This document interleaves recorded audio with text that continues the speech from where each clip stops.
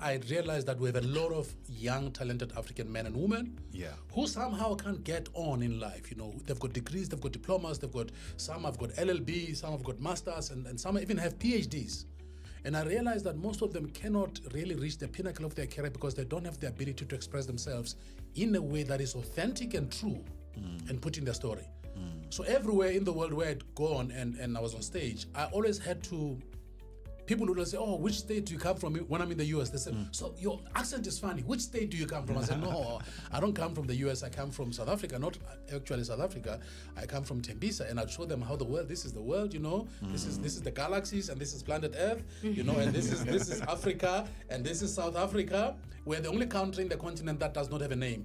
Our name is a geographic location. We're in the south of Africa. So I say, this is the south of Africa, and this is the place that you know called Johannesburg, and I come from this place called Tembisa. And most of the time they would not believe me.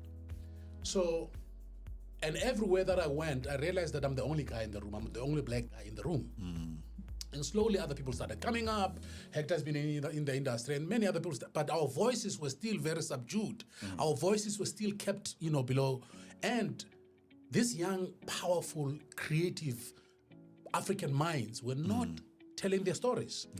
So I eventually decided I needed to do something. I needed to become an activist of some sort, but not in a negative way, in a positive way. Then I said the only way that we can do that is to multiply myself as much as I can. And how would I do that? Played along with a lot of different models, coaching and all kind of things, but I realized the best way to do this is to create an institution which is truly Afrocentric and African in its origin, but that will have the ability to impact the world with a special focus, and I'm saying with a special focus on the African child, you know. Then came the birth of Global Speakers Academy, which is basically going to be an academy that's going to teach people how to speak, how to articulate themselves, how to present themselves, you know, how to market themselves in front of crowds. But here's what is our underlying philosophy: in their own authentic way. We're not going to get people to speak English with a funny accent so that they can be accepted. No.